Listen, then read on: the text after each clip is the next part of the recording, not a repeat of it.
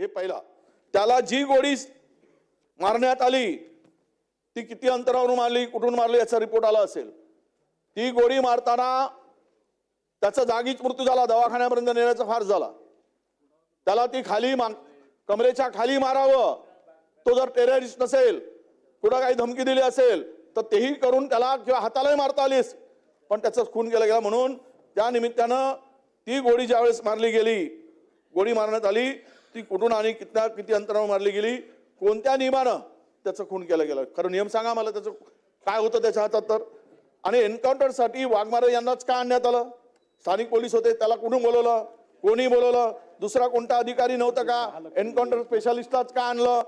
आणि तिसरा महत्वाचा विषय असा आहे अध्यक्ष महोदय, माजी मंत्री महोदय यांचे नाव ज्या ठिकाणी घेण्यात आले त्यांची चौकशी झाली का? ज्या मंत्र्याचं नाव घेण्यात आलं त्याची चौकशी केली गेली का? त्याच्याकडे पोलीस पोहोचले का? त्यांचं बयान घेतलं गेलं का? ही माहिती आमच्या पुढे आली पाहिजे अध्यक्ष महोदय. आणि यामध्ये काय समोर आलं केली असेल तर ती सुद्धा माहिती आमच्या गृहराज्यमंत्री महोदयांनी दिली पाहिजे, सरकारने दिली पाहिजे. मला आज 6 लक्षवेध पूर्ण करायचे आहेत.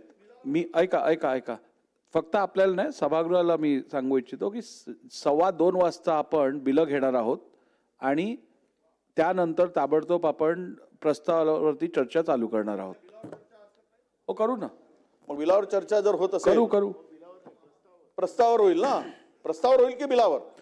आपण लक्षवेधी झाल्यानंतर बिलं घेणार आहोत, त्याही झाल्यानंतर आपल्याला प्रस्ताव पण सुरू करायचा आहे. ठीक. त्यामुळे थोडक्यात सगळ्यांनी लक्षवेधी थोडक्यात मांडा. म्हणून माझं मंत्र आहे अध्यक्ष महोदय, आमचा प्रश्न असा आहे, ज्या माजी मंत्री महोदयांनी मंत्री महोदयाचं नाव घेतलं गेलं त्याची वैद्यकीय त्याची चौकशी झाली काय, त्यामध्ये काय समोर आलं हे सुद्धा या सभागृहाला कळलं पाहिजे. मानवी हक्काच्या आयोग जे आहेत त्यांच्या समितीमध्ये त्यावेळेस जे आहेत ते दोषी आहेत की नाही यावर काय कारवाई झाली किंवा कोण होते, आणि यामध्ये त्यांच्यावर कारवाई करताना या माणसाच्या संदर्भात या जो आर्या नावाचा माणूस आहे, रोहित आर्या, आणि याची देयके सरकारकडे बाकी आहेत की नाही, त्यांनी काम केलं की नाही, आणि काम केलं असेल तर तो देयके मागण्यासाठी किंवा त्याचे जे काही पैसे घेतले गेले त्यावेळेसच्या तत्कालीन मंत्र्यांनी ते पैसे घेऊन घेतलेत असा सुद्धा त्यांच्या संदर्भातला त्या आर्याचा, रोहित आर्याचा आरोप होता. मी काम केलं आणि माझे बिलाचे पैसे त्यांनी उचलून घेतलेत. तर या सगळ्या प्रकरणाची चौकशी करत असताना त्यामध्ये या रोहित आर्याला जी गोळी घातल्या गेली तो अधिकारी दोषी आहे, कारण त्याचा खून केला गेला आहे. त्या संदर्भात सुद्धा काय चौकशी केली हे सुद्धा माहिती महाराष्ट्राला कळली पाहिजेत. म्हणून मी विचारलेल्या 3-4 प्रश्नाची, पहिला एक, फॉरेन्सिक आपण या संदर्भातली बॅलिस्टिक फॉरेन्सिकचा रिपोर्ट काय आहे, पहिला प्रश्न. दुसरा प्रश्न, एन्काउंटरसाठी वाघमारेच यांना का आणण्यात आलं? असा कोणता तो काय टेररिस्ट होता हा? कारण हा एन्काउंटर स्पेशालिस्ट आहे म्हणून दुसरा प्रश्न आहे की त्यालाच का आणण्यात आलं? तिसरा प्रश्न, माजी मंत्री महोदयांचं नाव समोर आलं आहे त्याची चौकशी झाली काय?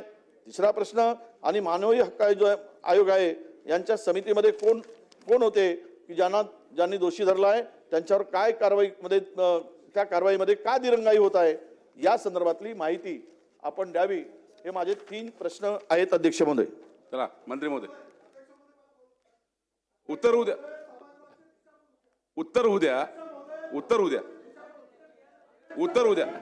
मंत्री महोदय उत्तर द्या. तुम्हाला संधी देतो. नाही. चला उत्तर द्या मंत्री महोदय, उत्तर द्या. आपण हे बघा, आपल्याला संधी मिळेल, आपण खाली बसा, पहिले उत्तर होऊ द्या. नाही चला भोयर साहेब आपण उत्तर द्या. अध्यक्ष महोदय उत्तर द्या. तुम्हाला संधी देऊ, तुम्ही खाली बसा.